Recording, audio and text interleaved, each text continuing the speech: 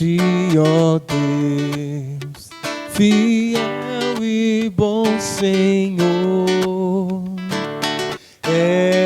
eterno Pai, supremo benfeitor. Nós, os teus servos, vimos dar louvor. Aleluia, aleluia. A ti, Deus Filho, Salvador Jesus, da graça fonte, da verdade a luz, Por teu amor, medido pela cruz. Aleluia, aleluia.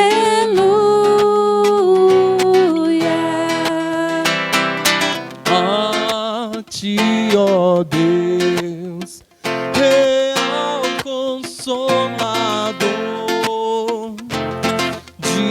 divino fogo, Santificador, que nos anime, nos acende o amor.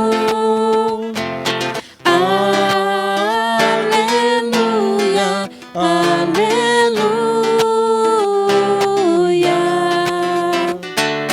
a ti, Deus Trino,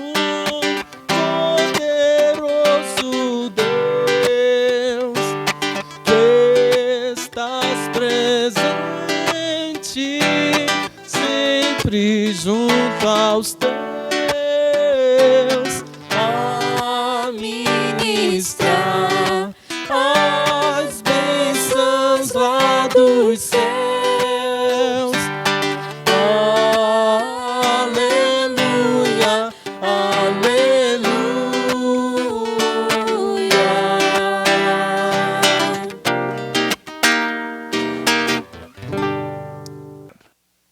Que a boa e doce paz do nosso único Senhor e suficiente Salvador, Jesus Cristo, continue a ser derramado sobre a sua vida e inunde o seu lar. Que bom, mais uma vez, mais um encontro, onde a Igreja do Senhor se reúne nesta quinta-feira para adorar aquele que é Rei dos Reis e Senhor dos Senhores, o Todo-Poderoso. Deus te abençoe, sejam todos muito bem-vindos e essa é a nossa hora de reverente e submissos adorar e cultuar a Deus com um coração quebrantado e sincero. Que você possa fazer com alegria e ao final deste culto que o Espírito do Senhor lhe traga paz. A paz sobre você de forma a lhe conscientizar que você verdadeiramente prestou um culto à altura da grandeza e santidade de Deus. Nesta hora nós temos a honra e o privilégio de sermos conduzidos, abençoados com uma palavra do pastor Francisco Lima e a sua família. Pastor Francisco, ele é pastor presidente da PIB em Santo Antônio de Jesus. É o meu professor no curso de exposição do Pregue a Palavra e uma bênção na minha vida. Eu, com muita alegria nesta hora, eu e a minha família deixamos um abraço, a igreja deixa um abraço e nós então passamos a palavra agora para o amado irmão, pastor Francisco Lima e a sua família. Graça e paz, meus irmãos da Primeira Igreja Batista em Cairu. Estamos muito felizes por poder participar com vocês, mesmo dessa maneira distante. Eu quero apresentar aqui a família que se faz aqui presente no nosso culto doméstico. Vou começar ali a Francine, a minha filha mais velha, o Kainan, o do meio, e o Davi, que é o mais novo, a minha esposa Jaqueline, a minha sogra, Zeni, Dona Zeni, que mora no Rio de Janeiro e vai passar um tempo conosco aqui agora, e o Jean, é um sobrinho,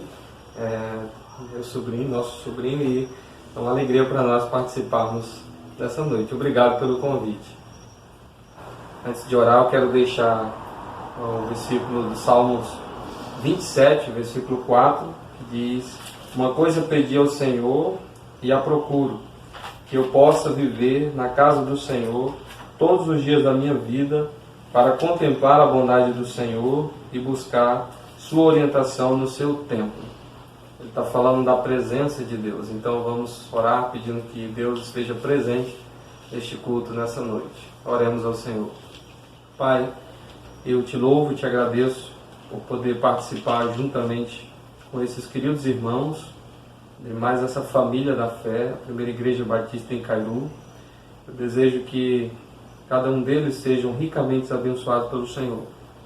E especialmente que cada um, mesmo nas suas casas, e aqueles que se fazem presentes conduzindo o trabalho, o culto dessa noite, que eles sejam realmente voltados para o Senhor, com o coração devotados ao Senhor. Abençoe o pastor Antônio Carlos, a sua família, e abençoando também cada família dessa igreja. E que essa noite seja uma noite de louvor, de adoração, de glorificação do nome do nosso Senhor.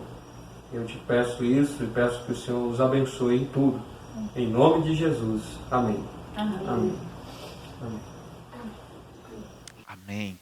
Que a mão do Todo-Poderoso nos conduza. Nós agora vamos continuar a nossa adoração. E chamamos esse tempo de adoração. Este tempo de culto é um tempo de adoração a Deus. E vamos continuar a nossa adoração por meio da mensagem cantada.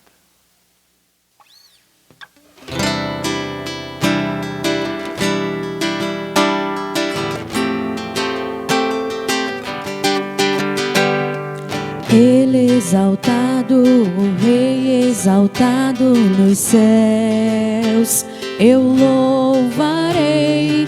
Ele exaltado, para sempre exaltado o seu nome, louvarei.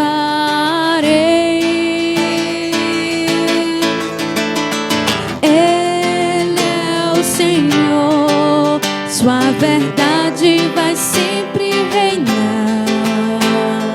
Terra e céus glorificam seu santo nome.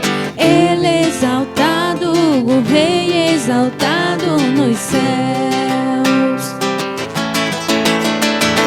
Ele é o Senhor, sua verdade vai sempre reinar.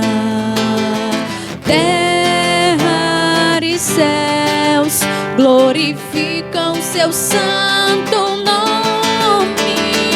Ele é exaltado, o Rei exaltado nos céus.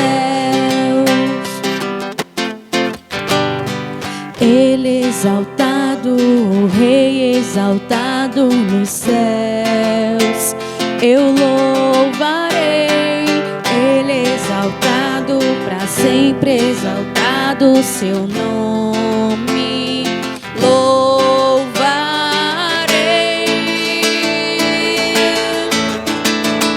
Ele é o Senhor, sua verdade vai sempre reinar. Terra e céus glorificam teu santo nome. Ele é exaltado, o Rei exaltado nos céus. Ele é exaltado, o Rei exaltado nos céus. Ele é exaltado, o Rei exaltado nos céus.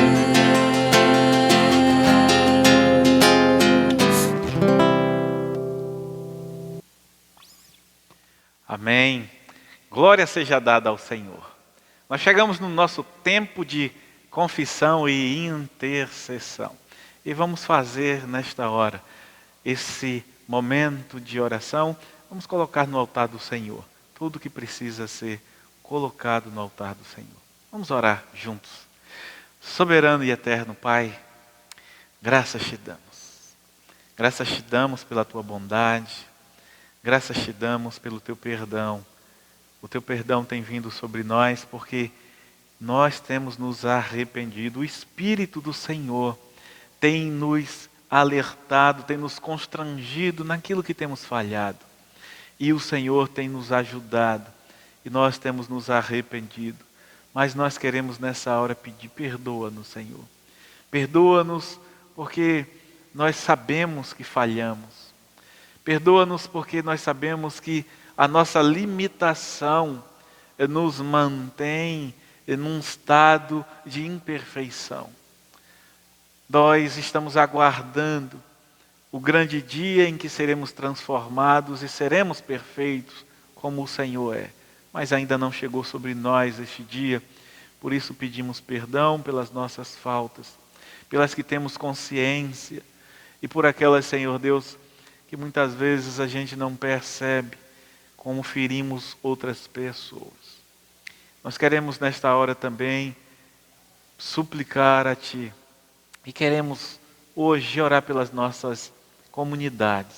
Deus, estende a Tua gloriosa mão, fixa os Teus olhos, inclina os Teus ouvidos à comunidade de Cairu, a Igreja Batista em Cairu, que se reúne para Te adorar, que tem Te cultuado toda semana, 3 vezes na semana, nos cultos de adoração, Senhor.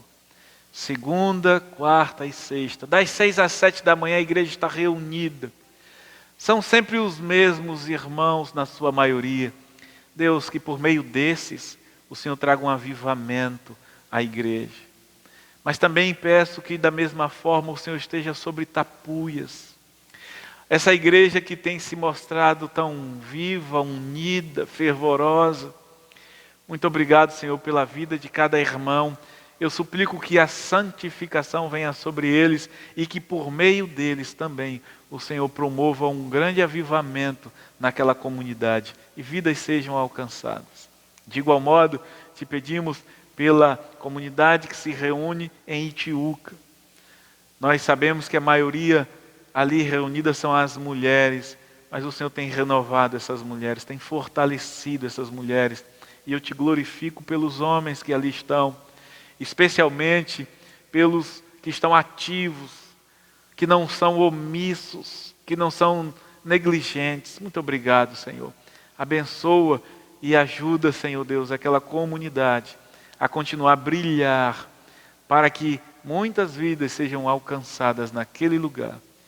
Une-nos como igreja, une-nos como um corpo e ajuda-nos, Senhor, a ajudar uns aos outros.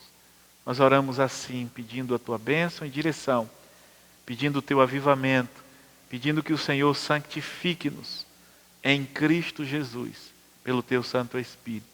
É assim que oro e no nome de Jesus que oro. Amém. Glória seja dada ao Senhor. E agora nós vamos mais uma vez ouvir uma mensagem cantada.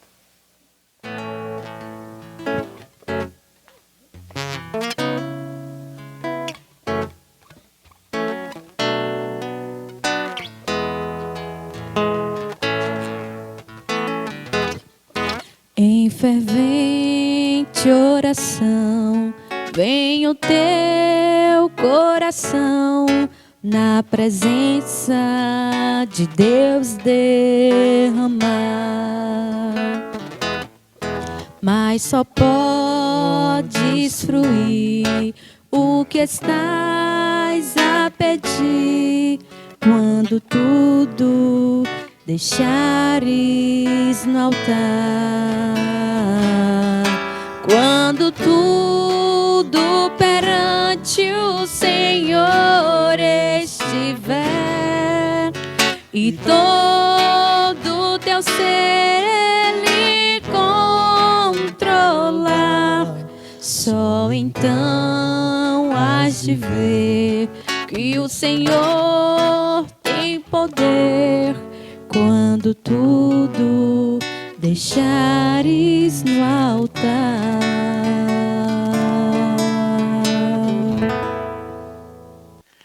Amém.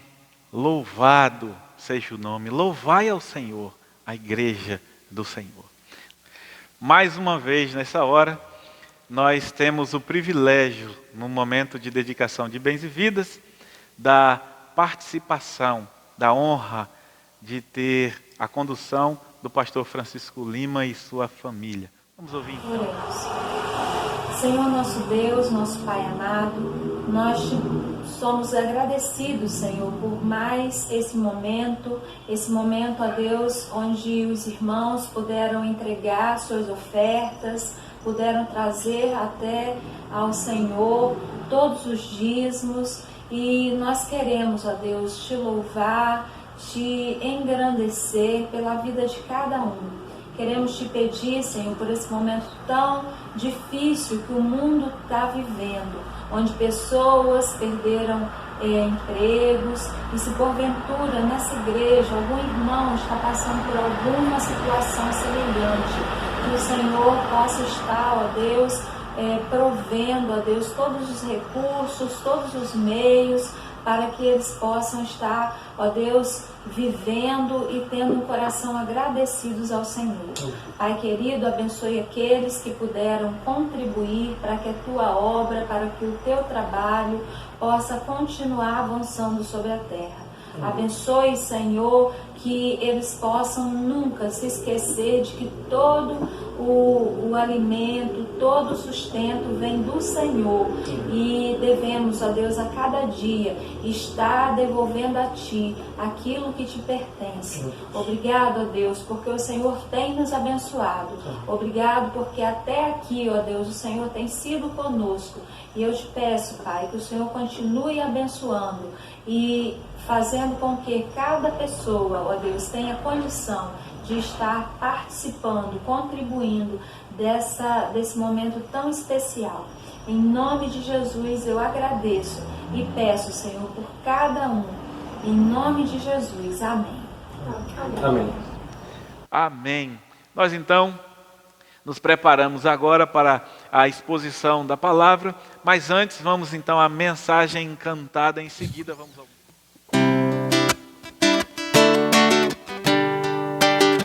Senhor meu Deus, quando eu maravilhado contemplo a tua imensa criação, o céu e a terra, os vastos oceanos, fico a pensar em tua perfeição. Então minha alma canta a ti, Senhor. Grandioso és tu, grandioso és tu. Então minha alma canta a ti, Senhor. Grandioso és tu, grandioso és tu. Ao caminhar nas matas e florestas, escuto as aves todas a cantar. Olhando os montes, vales e campinas, em tudo vejo teu poder sem par. Quando eu medito em teu amor tão grande, que ofereceu teu filho sobre o altar, maravilha, de agradecido venho também a minha vida te ofertar. Então minha alma canta a ti, Senhor. Grandioso és tu, grandioso és tu. Então minha alma canta a ti, Senhor. Grandioso és tu, grandioso és tu.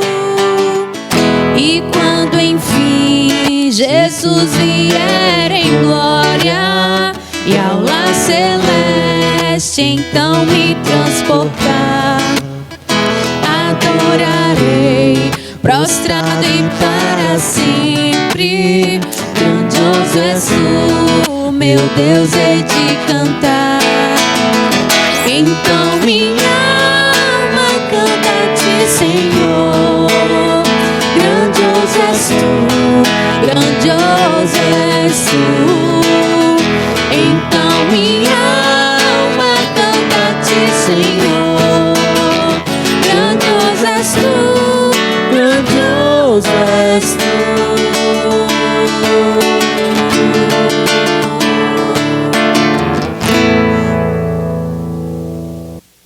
Amém. Agora, na hora da exposição da palavra, mais uma vez, nós temos a participação especial do pastor Francisco Lima e família. Então, vamos ouvir a oração desses servos do Senhor nesta hora e em seguida nós vamos à exposição da palavra. Oi, Senhor Deus, muito obrigado por esse dia, Senhor. Senhor, abençoe essa mensagem e que possa abençoar tudo.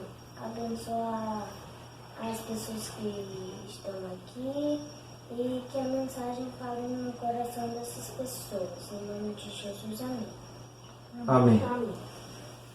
Amém. Muito obrigado, meus irmãos, por nos abençoar com a participação e com as orações. Nós nos alegramos muito. Vocês moram em nosso coração, nós amamos vocês de verdade e pedimos a Deus que os conduza e continue usando a vida de vocês aí na PIB em Santo Antônio de Jesus. Nós então chegamos àquele tempo tão esperado, momento em que nós vamos ouvir a voz de Deus. E vamos então ler o texto, nós vamos voltar, nós vamos concluir a exposição que nós começamos no domingo. E hoje, nesta quinta-feira, nós queremos então concluir os outros 2 pontos que restam. Nós fizemos o primeiro ponto, a abertura. Nós vamos agora aos 2 últimos pontos. E antes de ler o texto, eu quero mais uma vez convidar, hoje talvez seja mais ainda necessário, que você tenha papel, caneta, atenção e paciência. A reverência é marca do servo do Senhor. Para que você possa registrar, nós vamos citar textos, não vamos ler, nós vamos fazer citações, e é muito importante que você registre, para que depois você possa examiná-los e ter uma compreensão melhor, claríssima. Esses textos citados é para esclarecer aquilo que nós estamos falando. Nós estamos ensinando a palavra de Deus.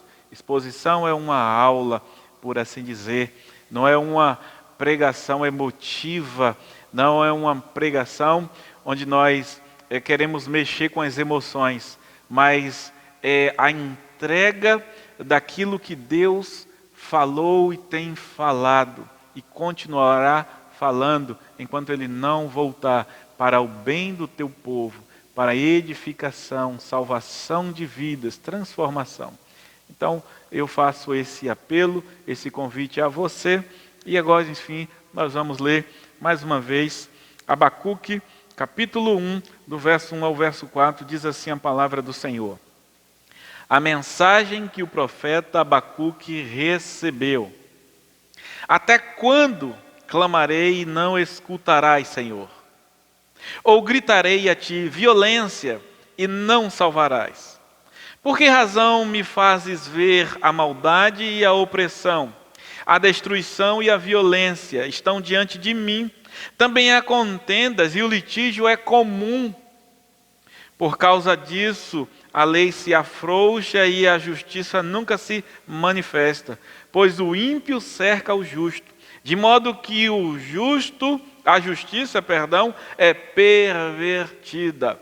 E a nossa grande ideia é esta: a soberania de Deus em meio à angústia do profeta por causa da falta de castigo ao pecado do povo.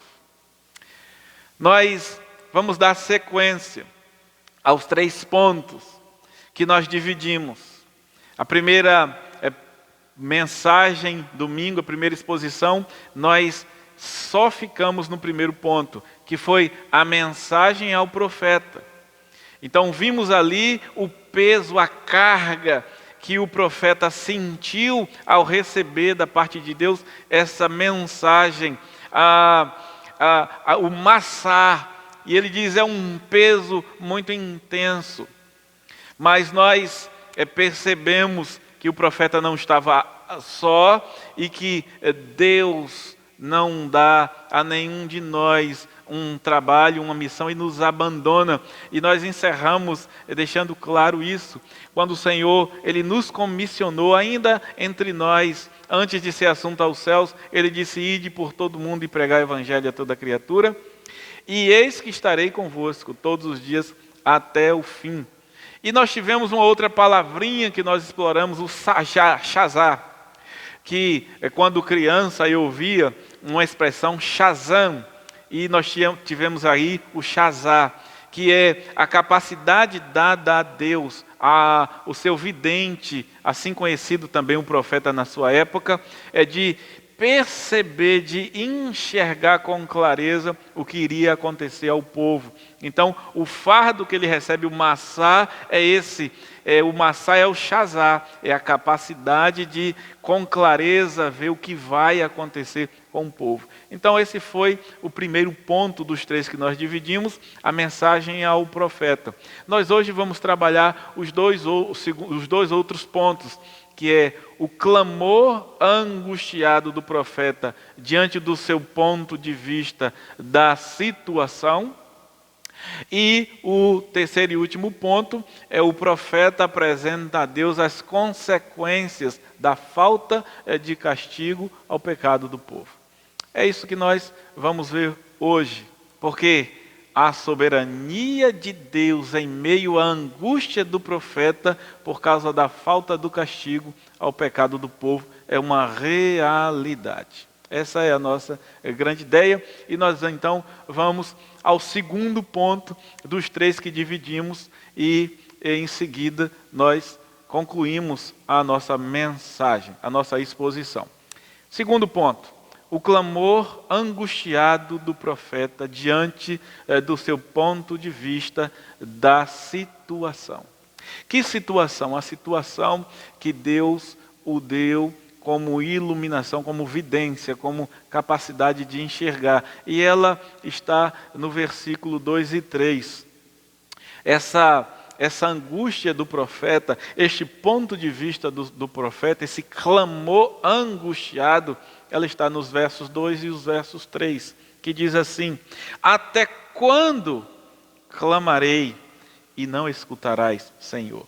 Ou gritarei a ti violência e não salvarás? Verso 3, por que razão me fazes ver a maldade, Shazá, e a opressão?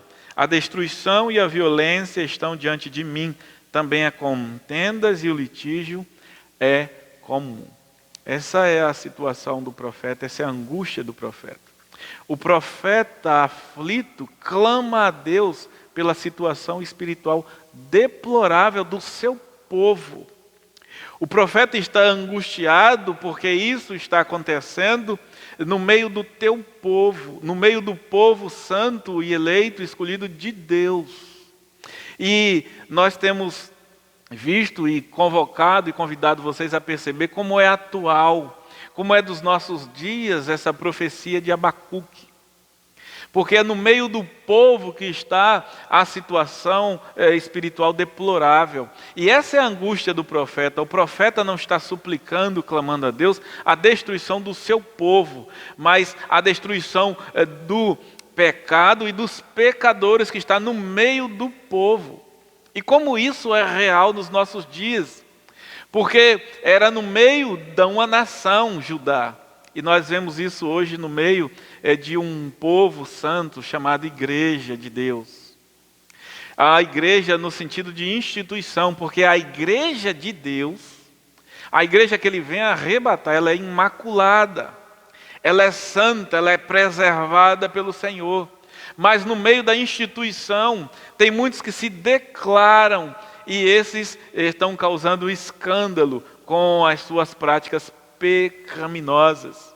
E como Abacuque clamava, como Abacuque aflito clamava pela situação espiritual deplorável, hoje muitos de nós estamos clamando também pela mesma coisa e com aflição pela situação espiritual deplorável que vemos no meio da igreja. Não é na igreja, é no meio da igreja. A situação é de insatisfação e revolta com relação ao pecado, sem consequência, ou seja, é a demora de Deus em fazer justiça. Essa é a angústia também do profeta. Ele está percebendo na sua concepção que Deus está se demorando em fazer justiça. E aqui eu quero fazer uma citação de um livro de Hernandes Dias Lopes, um comentário sobre o livro de Abacuque que ele escreve. E na página 18 ele diz assim, abro aspas, o maior problema de Abacuque não foi fazer um diagnóstico da doença de sua nação, mas um estudo do comportamento de Deus. O que mais lhe causou espanto não foi a derrocada moral da sua gente, mas a demora e o silêncio de Deus diante da calamidade do seu povo. Abacuque teve dificuldade de conjugar o caráter santo de Deus com a sua aparente inação diante do prevalecimento do mal. E fecho aspas aqui. Isso é Hernandes Dias Lopes que fala num comentário do livro de Abacuque. Agora, o que é que diz Isaías? Isaías, no capítulo 55, no verso 6, 8 e 9, Isaías 55, 8 e 9, o profeta, ele já fala sobre isso, sobre a questão de nós não discernirmos as coisas de Deus com tanta clareza. Nós só compreendemos e aquilo que Deus nos concede o privilégio de compreender por causa da nossa limitação, por causa da depravação do ser humano, a corrupção do Éden. Então nós perdemos muito. Então Deus concede algumas fagulhas para nós. Mas no capítulo 55 de Isaías 8 e 9 diz, porque os meus pensamentos não são os vossos pensamentos, nem os vossos caminhos são os meus caminhos, diz o Senhor. Porque assim como o céu é mais alto do que a terra, os meus caminhos são mais altos do que os vossos caminhos, e os meus pensamentos mais altos do que os vossos pensamentos, diz o Senhor. Então é uma questão de propósitos e visão santa e corrompida. Nunca o profeta Abacuque poderia ver além daquilo que Deus permitisse. Em vez de falar ao povo da parte de Deus, o profeta falou a Deus da parte do povo. Em vez de clamar ou de chamar a obstinada Judá ao arrependimento, ele questionou a Deus a sua aparente apatia diante do pecado que saltava aos olhos. São 4 os questionamentos do profeta. Ele primeiro diz no verso 2, até quando o Senhor não vai escutar? Até quando o Senhor não vai salvar? Por que razão me fazes ver a maldade? Por que razão me fazes ver a opressão? Qual a razão pelas quais o profeta faz esses 4 questionamentos? Os 2 primeiros questionamentos estão contidos nos 2 últimos. Ou seja, há um entrelaçamento entre os questionamentos do profeta. Eles se entrelaçam. Ele quer entender por que razão Deus o fez ver a maldade e a opressão, se ele não escuta nem salva. Por que me fazes ver? O Senhor nem salva nem escuta. O profeta está escandalizado com a inércia de Deus frente ao pecado do seu povo. Essa é a percepção, essa é a imaginação do profeta. E aqui eu faço aspas. O cálice da ira de Deus demora a encher por causa da sua longanimidade e misericórdia. Mas quando transborda, o juízo é inevitável, fecho aspas. Então, Deus não está de braços cruzados, a gente sabe disso. O profeta questiona a possível indiferença de Deus. No verso 2. Até quando, Senhor, clamarei por socorro sem que tu ouças? É o questionamento. Até quando gritarei a ti violência sem que tragas salvação? Abacuque era perceptivo. Deus concedeu a ele essa percepção. Ele sabia que o reino estava se deteriorando rapidamente. O que Abacuque faz? Ele brada a Deus, clama, implora. Abacuque se utiliza de uma expressão que por várias vezes Deus usou também para fazer queixa do povo. Até quando? Essa é a expressão que o profeta se utiliza. Até quando? Então disse o Senhor em Êxodo 16. Eu quero convidar você aqui comigo, Êxodo, capítulo 16. Versículo 28 do capítulo 16, observe que Deus se utiliza dessa expressão. 28 do 16, então o Senhor disse a Moisés: até quando recusareis guardar os meus mandamentos e as minhas leis? O profeta está se utilizando dessa mesma expressão. Em Números mais à frente, no capítulo 14 de Números 14, logo no verso 11, o profeta usa dessa expressão.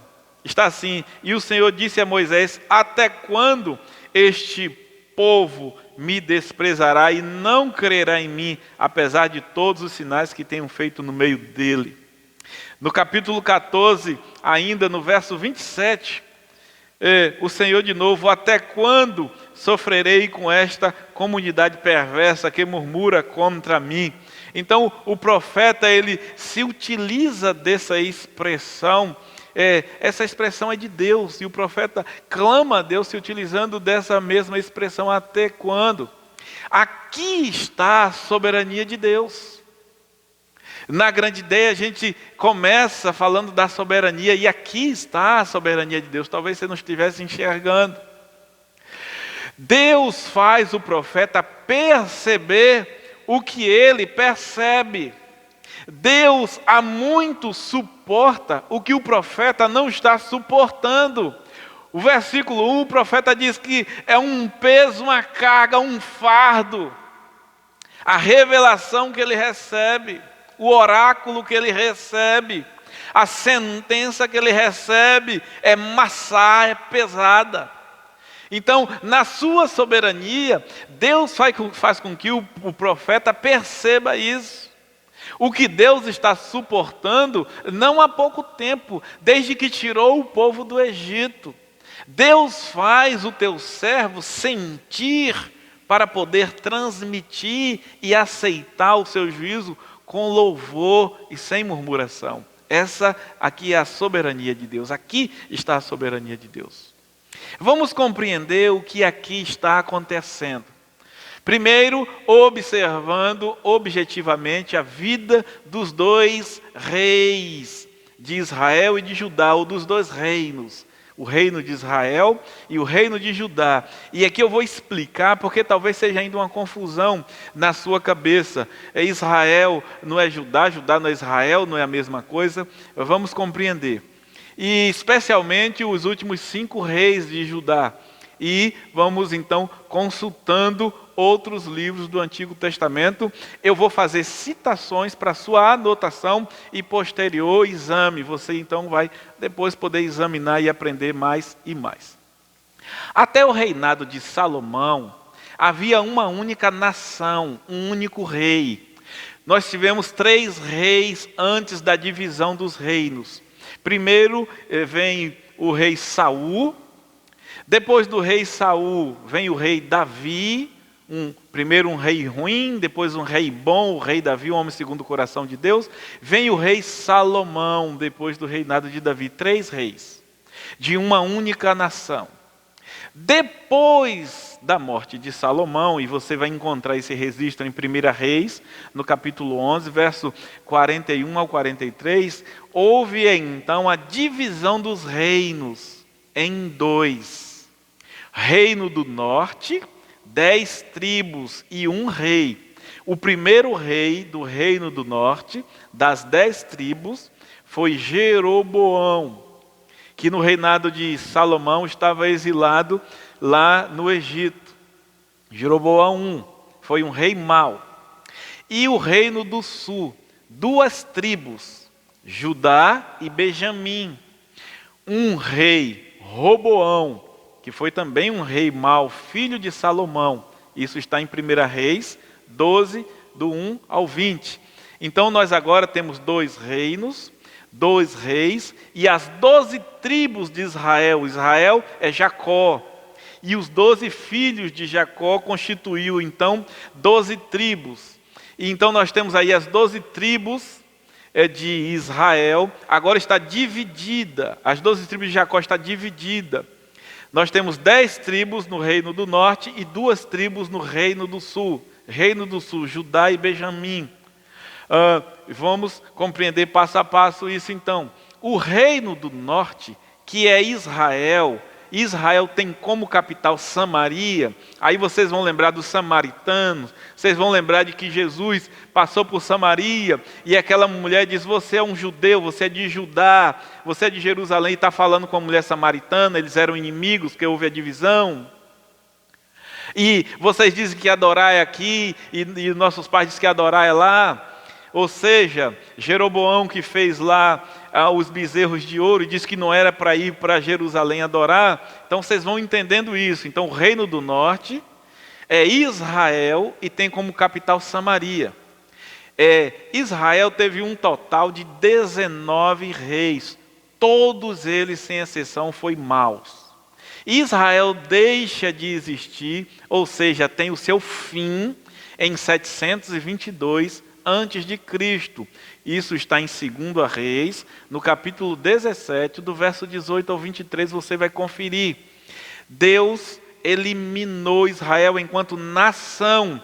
O povo, o remanescente, aquele povo, eles foram então exilados e foram espalhados pela Assíria, o rei da Síria, nas províncias que ele dominava. Ele espalhou esse povo, exilou a sua maioria, e nunca mais Israel voltou a ser uma nação. Acabou-se ali a nação. O rei assírio foi quem acabou com Israel. Deus deu cabo de Israel usando a Assíria como juízo. Por causa dos 19 reis maus, eles pecaram o tempo inteiro. Eles afrontaram e blasfemaram contra Deus. O reino do sul, que é Judá, e tem como capital Jerusalém, teve um total de 12 reis até a extinção de Israel. Até Israel deixar de existir foram 12 reis.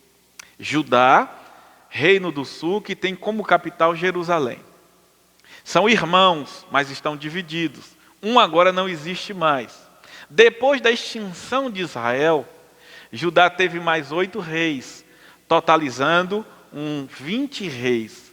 Destes, 13 foram maus. E dentre os maus, o 14º, Manassés, foi considerado o pior. Está em 2 Reis, no capítulo 21, do verso 1 em diante. E 7 foram bons. Destes 7, 2 se destacaram como os melhores. O 13º, Ezequias, e o 16º, Josias. Josias foi o último bom rei de Judá. Os últimos 5 reis de Judá, Josias é o quinto dos 5 últimos. E Josias foi considerado o melhor rei. Ele restabeleceu, ele trouxe um avivamento espiritual tremendo para Judá. Ele restabeleceu todo o culto. A lei foi encontrada, a lei de Deus estava desprezada e esquecida, foi encontrada. A Páscoa foi restabelecida, o culto, tudo, a adoração, tudo a Deus voltou com o rei Josias. Mas depois de Josias a gente tem uma consequência ruim. Ele foi o último rei bom. 2 Reis, capítulo 22, verso 1. É como se Deus tivesse, por meio de Josias, dando uma última chance, fazendo uma última chamada ao arrependimento e obediência à sua palavra. Foi no reinado de Josias que o livro da lei de Deus foi encontrado, pois a lei estava perdida no tempo. Josias promove então, como disse, em Judá um avivamento jamais visto antes. Ele restaura toda a vida espiritual de Jerusalém. Isso está em 2 Reis, no capítulo 22, a partir do versículo 11 até 23, 27, você vai encontrar essa história. Depois, nós vamos ter mais 4 reis maus, que destroem a vida santa do povo de Deus. Joacás é levado cativo pelo faraó Neco para o Egito. Em seguida, Jeoaquim reina e fica subjugado a Nabucodonosor, rei da poderosa e perversa Babilônia, mais nova superpotência mundial.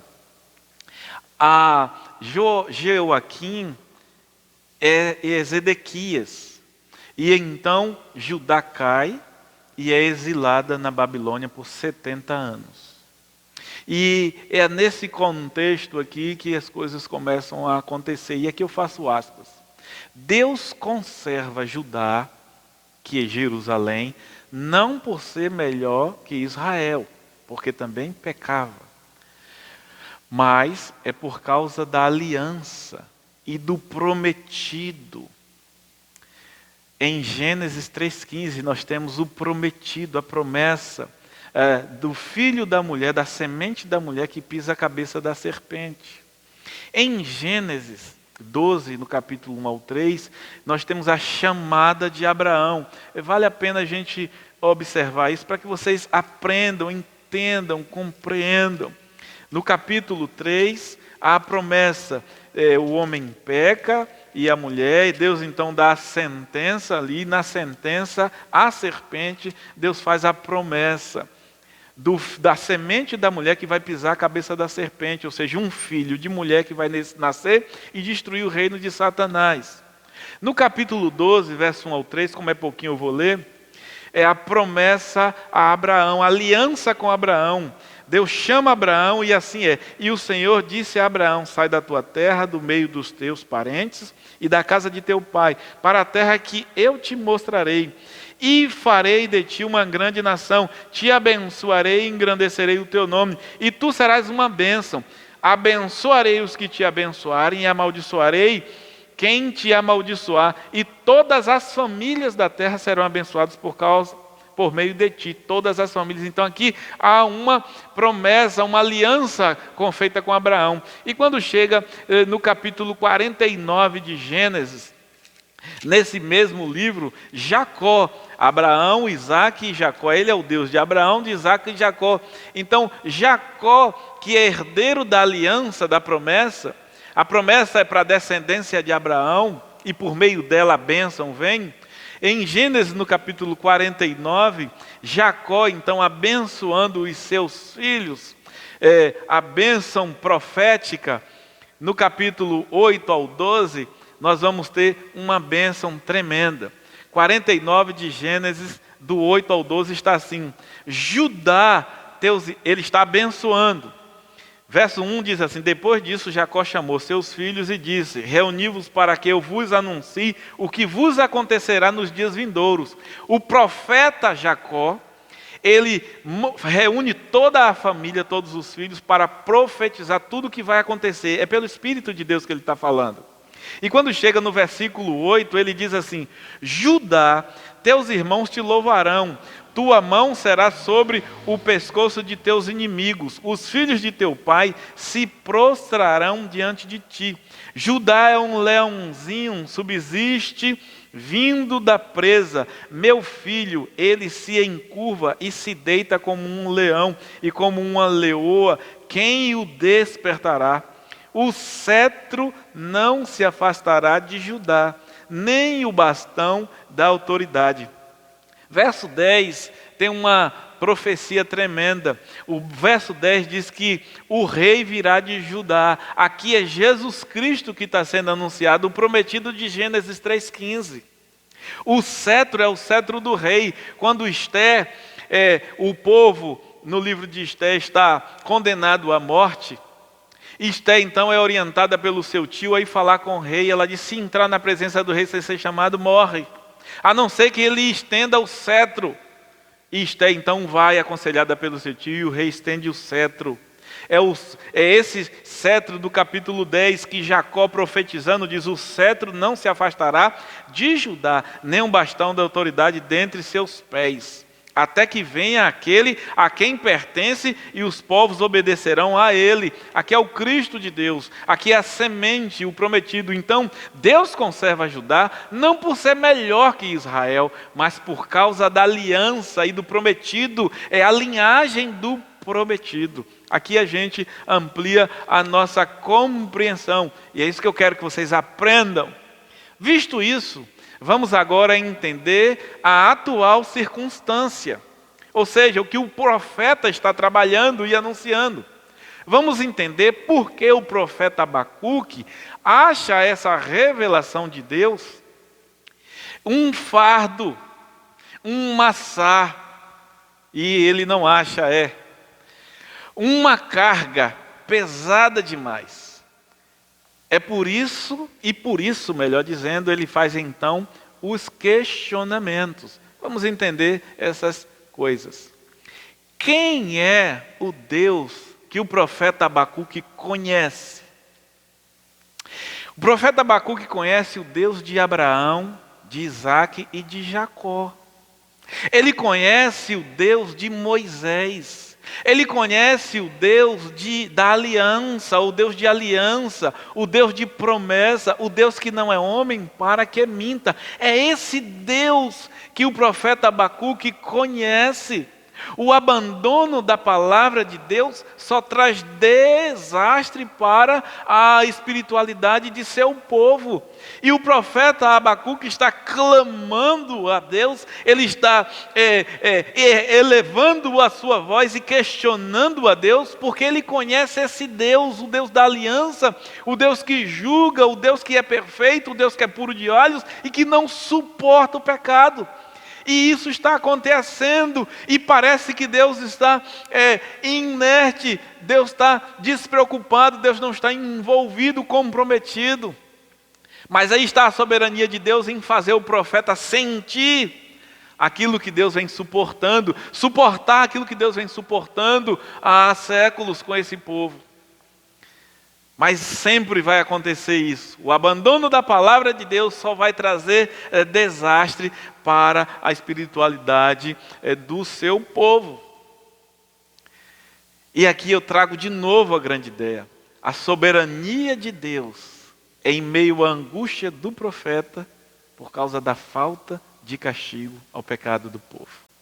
Porque o profeta não está suportando por conhecer a Deus. Ele conhece o Deus de Abraão, de Isaac e Jacó. Ele conhece o Deus de aliança. Ele conhece o Deus que não falha. Ele conhece o Deus santo. O profeta conhece. E ele está enxergando com olhos de Deus o que vai acontecer. E ele não consegue equacionar a questão de Deus não está agindo em meio a tanto pecado. Terceiro e último ponto. O profeta apresenta a Deus as consequências da falta de castigo ao pecado do povo. Agora a gente chega no versículo 4 e último ponto.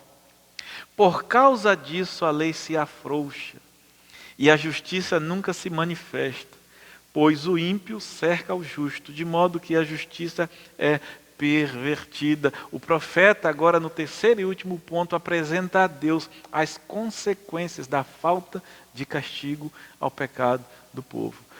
Não esqueça que o profeta ele está andando numa direção contrária. Ele não está falando ao povo da parte de Deus, mas ele está falando a Deus da parte do povo. Na queixa do profeta, transparece que Deus é culpado. Observa o versículo 4. Por causa disso a lei se afrouxa. Ele começa dizendo isso, por causa disso. Ou seja, o profeta está dizendo, por causa da sua inércia. Senhor, as coisas estão como estão. Por causa da sua inércia. Quando ele começa por causa disso, ele está apontando para trás. Onde é que está a causa atrás? Verso 2, até quando clamarei e não escutarás, Senhor? Ou gritarei a ti violência e não salvarás? Por que razão me fazes ver a maldade e a opressão? A destruição e a violência estão diante de mim. Também há contendas e o litígio é comum por causa disso. Então na queixa dele, ele transparece que Deus é culpado. A referência que o profeta faz à lei frouxa está em 2 Crônicas. No segundo livro de Crônicas, no capítulo 34, no verso 14 ao verso 21, é onde está então essa fala do profeta do verso 4. Por isso a lei se afrouxa, ele diz.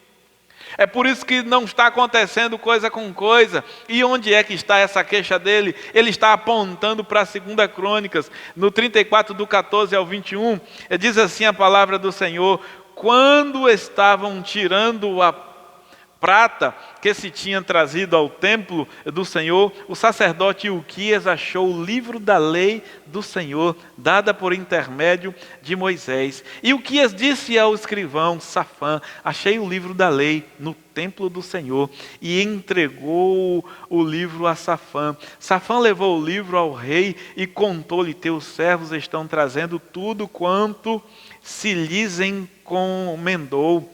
Tomaram a prata encontrada no templo do Senhor e a entregaram nas mãos dos superintendentes e nas mãos dos que fazem a obra. O escrivão Safã falou ainda ao rei: o sacerdote Ilquias entregou-me um livro. E Safã o leu diante do rei. Quando o ouviu as palavras da lei, o rei rasgou suas vestes. Então o rei ordenou o seguinte a Ilquias: a Aicão, filho de Safã, a Abidom, filho de Mica, e a Safã, o escrivão, e a Asaías, servo do rei: ide, consultai o Senhor por mim e pelos que restam em Israel e em Judá, sobre as palavras deste livro que foi encontrado, pois grande é o furor do Senhor que se tem derramado sobre nós, porque nossos pais não obedeceram à palavra do Senhor para fazerem conforme tudo quanto está escrito neste livro. Por causa disso, ele aponta, tentando culpar Deus. Na verdade, o problema está aqui. A lei de Deus havia sido esquecida, abandonada no templo. O povo vivia um tempo de carnificina. O povo vivia um tempo de fazer o que lhe convinha, o que lhe era aprazível e o que eles achavam melhor. O conselho de Deus, o conserto de Deus, a lei de Deus foi abandonada, esquecida. O povo não respeitava os mandamentos do Senhor. Os 10 mandamentos aqui, eles estão desprezados, abandonados. O profeta, ele lista os pecados. Destruição. Nós vamos olhar e vamos ver. Por causa disso a lei se afrouxa e a justiça não tem. Mas no verso 3 ele diz: a destruição, a violência estão diante de mim. O profeta faz uma lista: destruição, violência, contendas, divórcio, omissão judicial, injustiça, ou seja, a corrupção, a propina nos tribunais. A lei de Deus está sendo ignorada. Tudo isso é consequência da quebra da aliança de Deuteronômio. Em Deuteronômio, o livro de Deuteronômio é o livro da aliança. Deus faz uma aliança com o povo. E desde o capítulo 4, nós vamos ver, a gente costuma olhar tão somente para o capítulo 28. Sobe o 28. Se atentamente ouvirmos a voz do Senhor teu Deus, essas bênçãos nos seguirão, e a maldição também. A gente gosta muito de olhar para o 28, está concentrado de forma densa realmente no 28, mas a aliança, as promessas, a lei está desde o capítulo 4 de Deuteronômio. No capítulo 7, do verso 1 ao 11, nós temos uma chamada intensa. Aí nós temos o 28 no 15. O capítulo 28, no verso 1, vai dizer: se ouvires atentamente a voz do Senhor teu Deus, tendo cuidado de guardar todos esses mandamentos que hoje te ordeno. Quando chega no versículo 15 do capítulo 28, vai ser dito assim: se porém não ouvires a voz do Senhor teu Deus, não cumprindo todos os seus mandamentos e os seus estatutos, que hoje te ordeno, todas essas maldições virão sobre ti e te alcançarão. O que é que está acontecendo em Judá?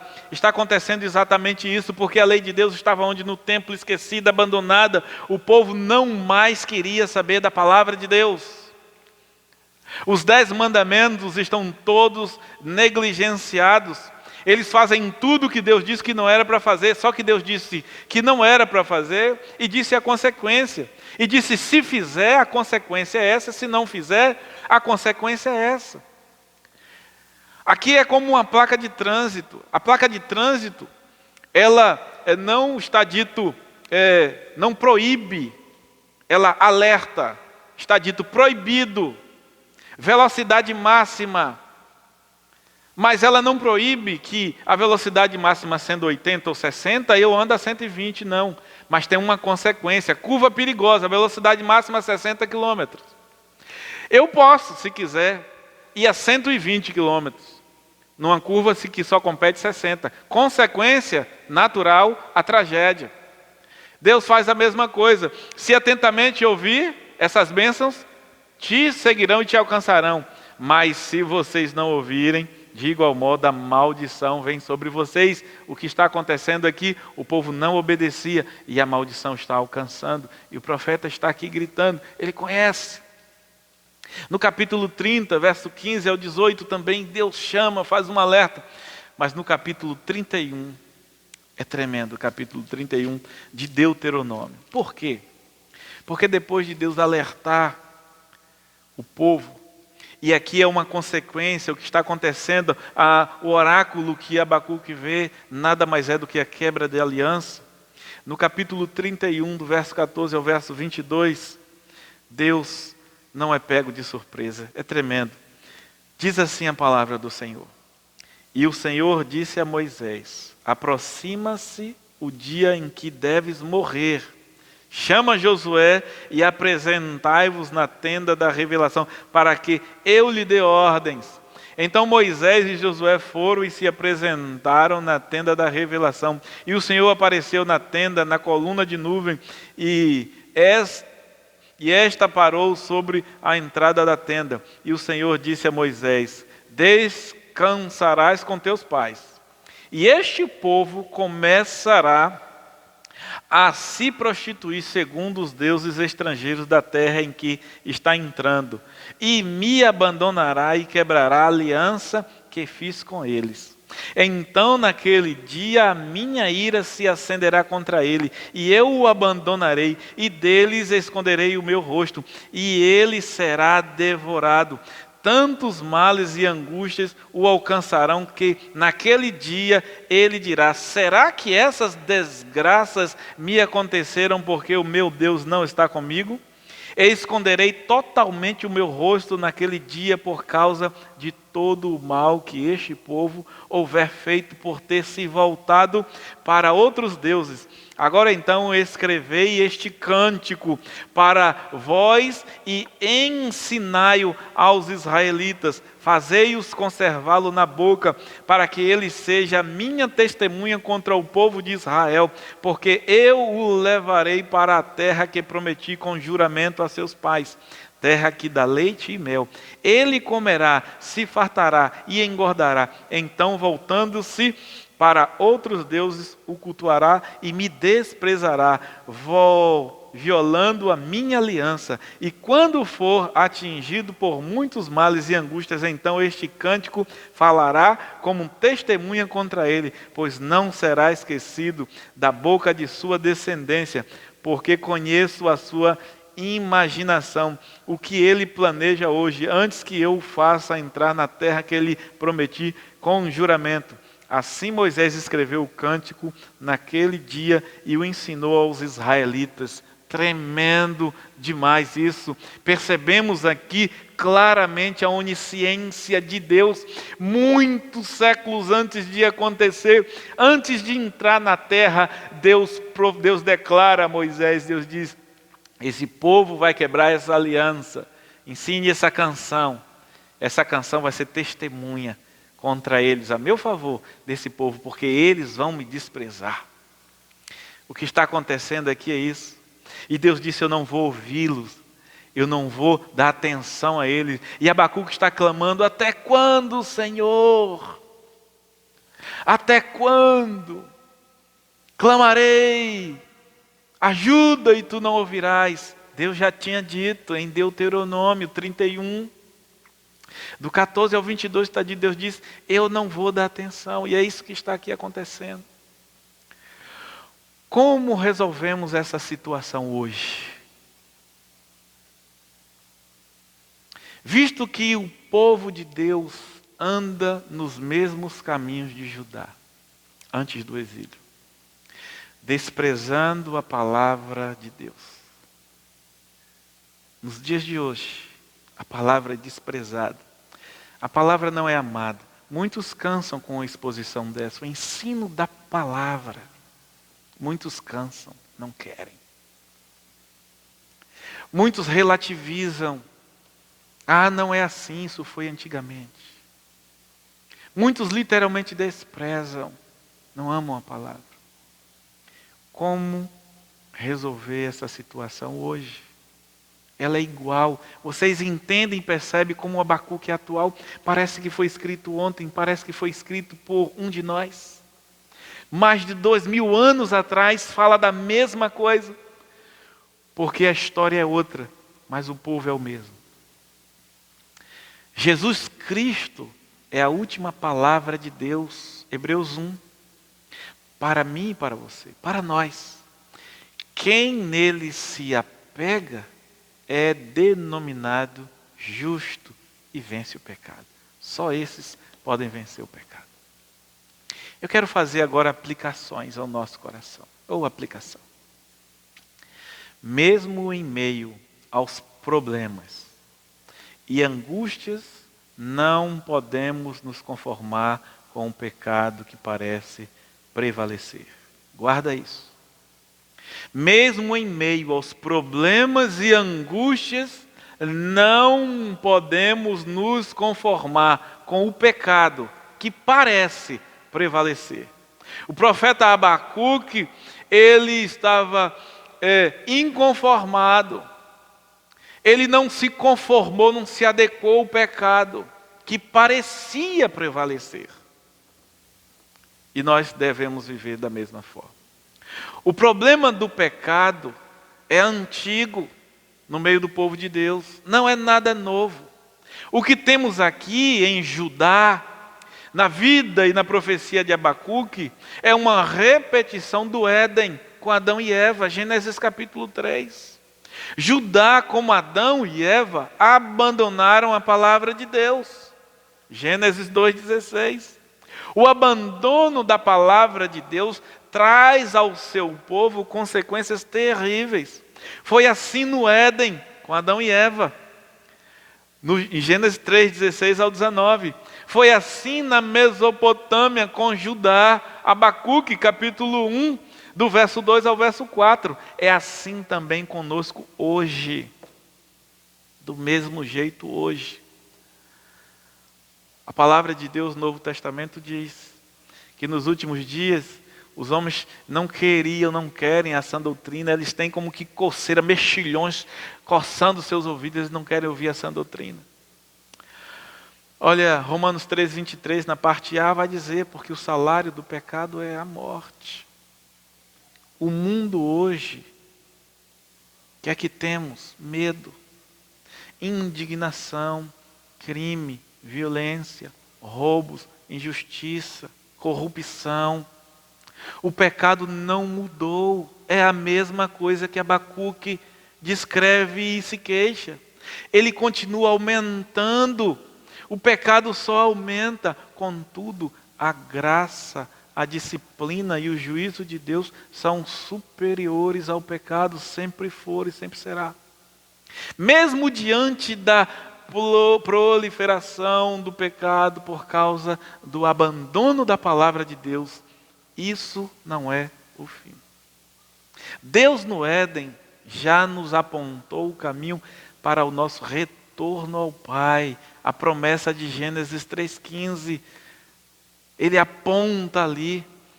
É verdade, o pecado cresceu desde o Éden, trazendo a toda a humanidade catástrofes e muitas misérias. Mas Deus não está parado, como Abacuque pensou. Deus não está parado. E eu quero ler com vocês alguns textos neste final, para que a gente conclua.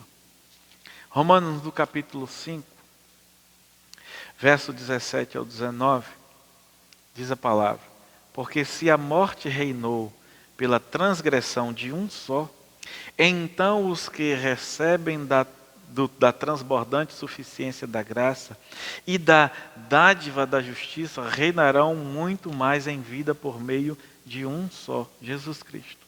Portanto, assim como por um só transgressão veio e julgamento sobre todos os homens para a condenação, assim também por um só ato de justiça veio a graça sobre todos os homens para justificação que produz vida.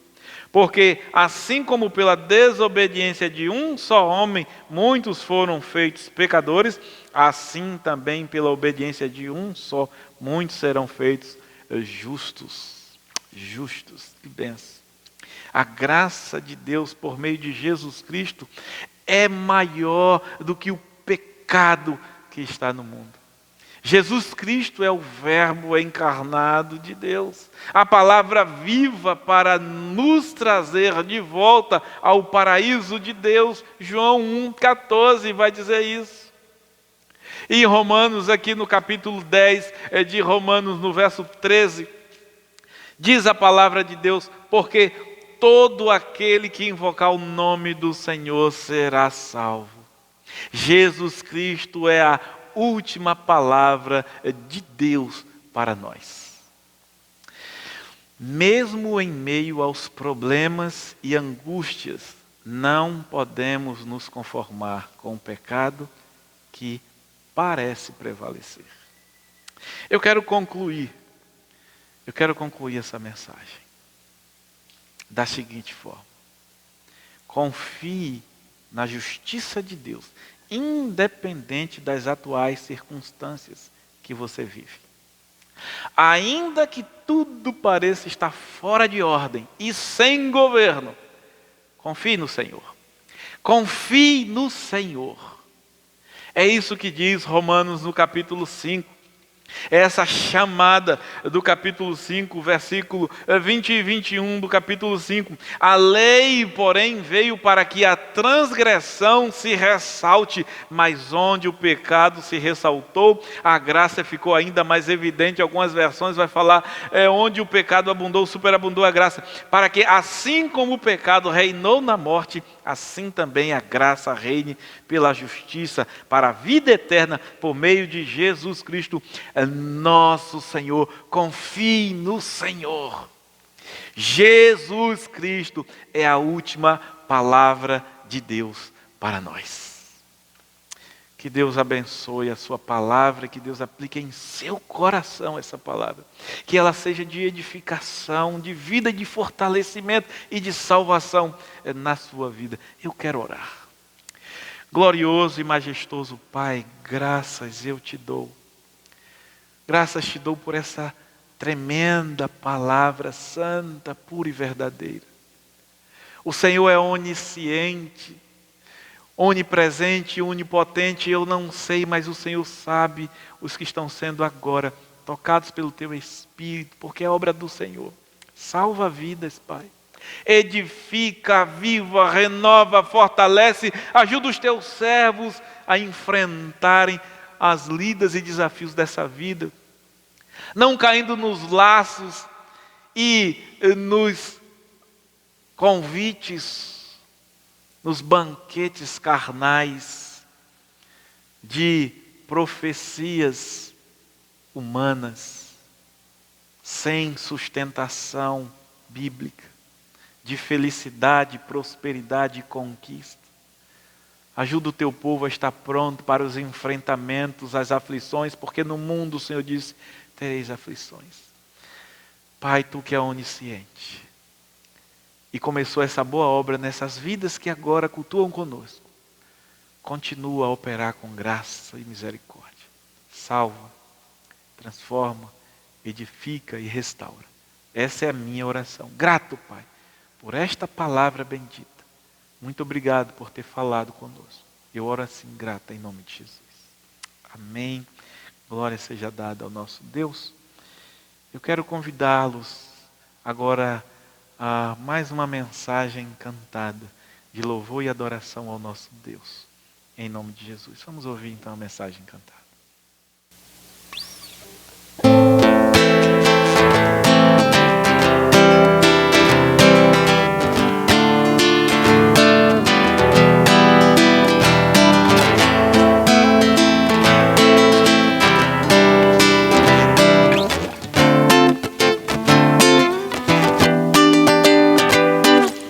Eu vejo o Rei da Glória vindo com o seu poder. A terra vai estremecer.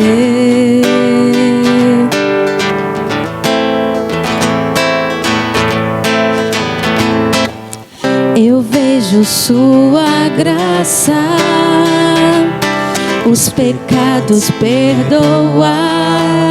A terra vai então cantar. Hosana, Hosana, Hosana nas alturas.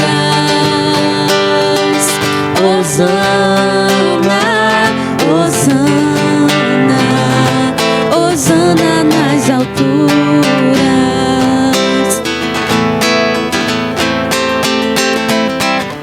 Eu vejo um povo eleito assumindo seu lugar pra sua fé compartilhar.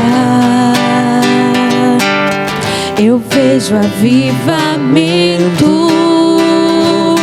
quando o teu povo orar e te buscar, e te buscar. Hosana, Hosana, Hosana nas alturas. Hosana, Hosana, Hosana nas alturas.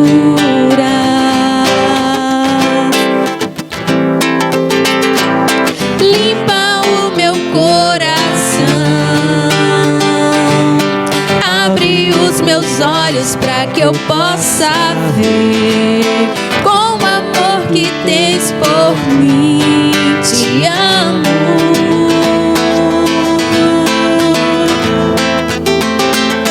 Quero ser igual a ti. Tudo o que sou é para teu louvor, pois contigo vou viver para sempre.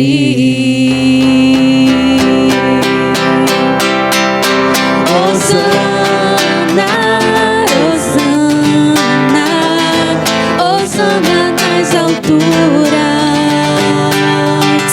Hosana, Hosana, Hosana nas alturas. Hosana nas alturas.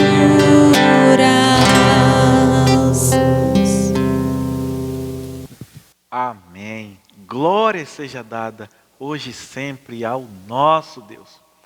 Amados, eu quero convidá-los agora a orar agradecendo a Deus por tudo que vivemos e pelo culto que Ele ofertamos.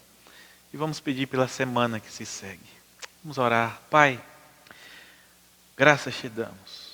Graças te damos pelas bênçãos recebidas das tuas mãos e pela bênção da palavra nessa hora. Muito obrigado, Senhor. Obrigado pelo privilégio que o Senhor nos concedeu de a Ti ofertar um culto de louvor e de adoração. Nós queremos pedir que o Senhor nos sustente firmes como adoradores. Que as circunstâncias não nos levem à derrocata, à queda.